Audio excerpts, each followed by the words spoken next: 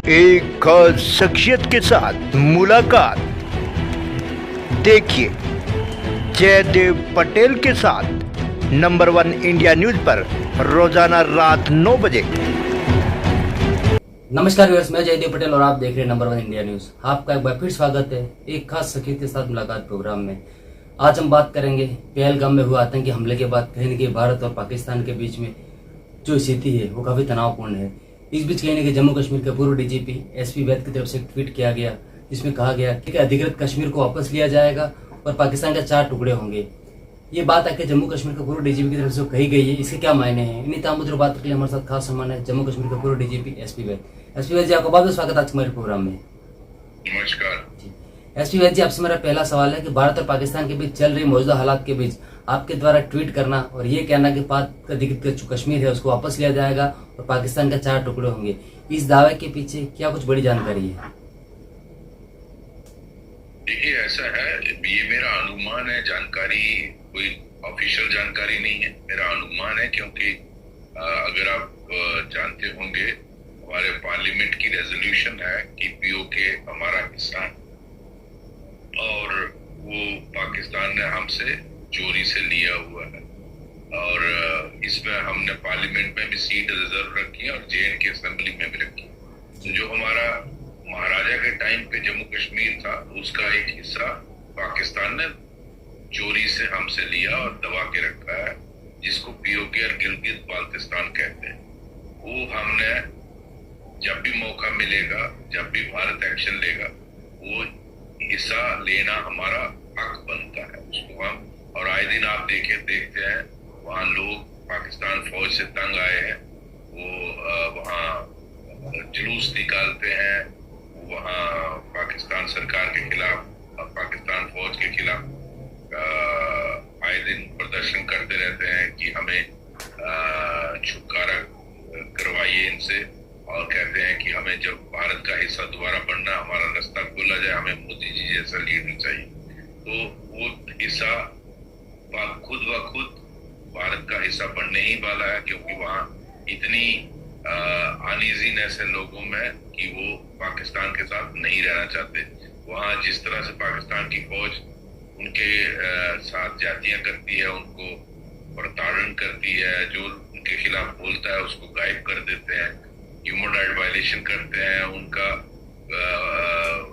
Young बच्चे जो है वो डिसअपियर हो जाते हैं, दोबारा मिलते नहीं, उनकी लाश भी नहीं मिलती।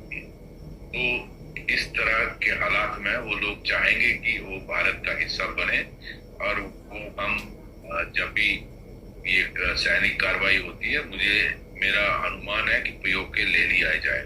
दूसरा, आपका जो दूसरा हिस्सा जो मेरे ट्वीट का था उसका कि पाकिस्तान के 4 हिस्से हो जाएंगे, वो मैं इस बिना पे कह रहा हूँ कि वहाँ जो हालात है, आप जानते हैं बलूचिस्तान में आजादी की लड़ाई चल रही है और वहाँ खुद वहाँ के जो फॉर्मर चीफ मिनिस्टर रहे हैं बलूचिस्तान के, उनका बयान आया था कि not an inch of Balochistan is there जहाँ गवर्नमेंट, पाकिस्तान गवर्नमेंट की और पाकिस्तान फौज की रेड चलती है।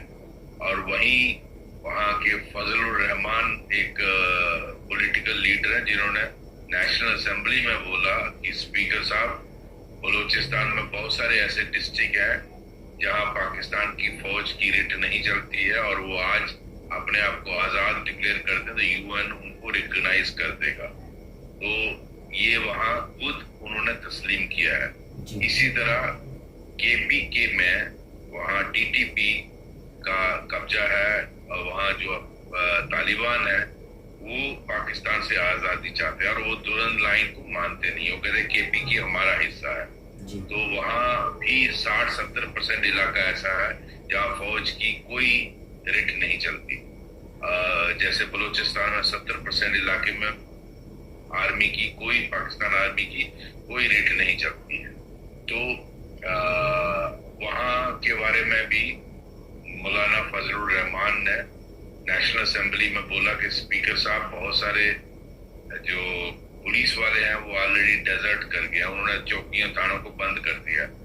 अब वहां से आर्मी भी अपने पोस्टों को खाली कर रही है। तो ऐसे में हम किसके हवाले हैं? नेचुरली टीटीपी के हवाले।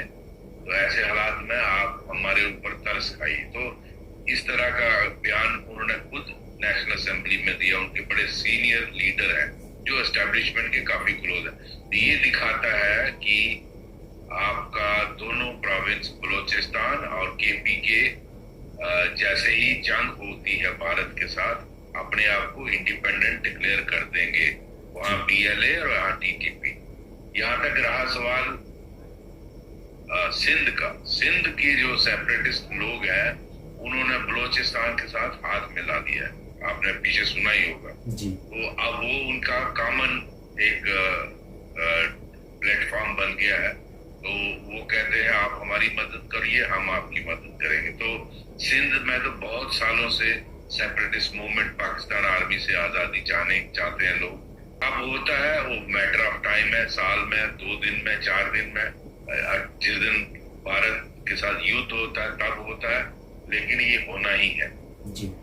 एसपी वैद्य, अगर हम बात करते हैं तो पाकिस्तानी जनरल आसिफ मुनीर का पार्लियामेंट में जाकर के भाषण देने के बाद जो विवाद जो उत्पन्न हुआ, क्या आपको लगता है कहीं न कहीं पाकिस्तानी पॉलिटिकल पार्टियों द्वारा पार्लियामेंट में जनरल को एड्रेस कर देना ये भी बड़ी चिंता की बात है? बिल्कुल चिंता की बात है। लेकिन वहाँ आप जानते हैं पाकिस्तान में वो जो आर्मी चीफ है वही सब कुछ डिसाइड करता है। पाकिस्तान के बारे में मजाक में कहा जाता है कि बाकी देशों की आर्मी होती है, पाकिस्तान आर्मी का देश है। तो वहाँ की जो कहावत है, वहाँ वो प्राइम मिनिस्टर को ऐसे निकाल देते हैं जैसे दूध से मक्खी निकालती है। आप जानते हैं इमरान खान वहाँ का प्राइम मिनिस्टर था। तो इस आर्मी चीफ की नहीं बनती है, उसको उठा के शहबाज शरीफ को बना दिया, उसको अंदर डाल दिया, कितने केसेस कर दिए।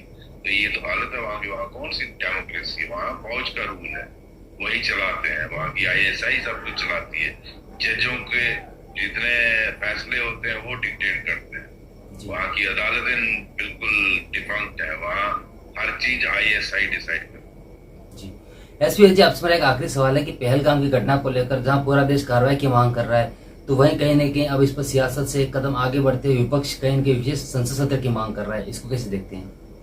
ठीक है, उसमें संसद विशेष सेशन के लिए डिमांड हो रही है। वो कॉल सरकार को लेनी चाहिए, डिस्कस करना है अभी कि नहीं करना है। लेकिन फिलहाल वहाँ कैबिनेट की मीटिंगें हो रही हैं। आज प्रधानमंत्री जी ने 4 मीटिंगें की। Cabinet committee on security, cabinet committee on political affairs, cabinet committee on economic affairs और बहुत सारी मीटिंगें वहाँ सिलसिला चल रहा है, क्योंकि बहुत अहम फैसले हो रहे हैं। और बाकी जहां तक कांग्रेस की डिमांड है, हालांकि सभी पार्टियों ने सपोर्ट किया सरकार को। आज इसीलिए मैं कहता हूं अगर आज नहीं पाकिस्तान के खिलाफ कार्रवाई होगी तो कब होगी? आज पूरी दुनिया आपके साथ खड़ी है। पाकिस्तान के साथ सिर्फ टर्की है, अजरबैजान है और चाइना है। चाइना को भी भारत की जरूरत है। आज जिस तरह का उसका ट्रेड वॉर अमेरिका से चल रहा है, तो वो भी भारत के खिलाफ ओपनली नहीं जा सकता। तो सारी दुनिया भारत के साथ टेररिज्म के लड़ाई में खड़ा है। भारत की भी सब पॉलिटिकल पार्टीज ने सपोर्ट दी है। कुछ बयान कुछ कांग्रेस के लीडरों के आए हैं, उनको लोगों को नेम एंड शेम करना चाहिए कि आप देश के खिलाफ बयान मत दीजिए, इसको पाकिस्तान इस्तेमाल करता है। लेकिन बाय एंड लार्ज सभी पार्टियां भारत की गवर्नमेंट के साथ हैं। तो सभी कह रहे हैं कि पाकिस्तान को इसके करने की सजा मिलनी चाहिए। इसमें टेररिज्म से लड़ाई नहीं, उनकी फौज और उनकी आईएसआई जो इनकी मदर, जो इनकी माँ है, जो इनको पैदा करती है टेररिस्ट, उसकी कमर तोड़ना बहुत जरूरी है। एसपी वैद्य, आपने हमारे लिए समय निकाला, उसके लिए आपका बहुत बहुत धन्यवाद।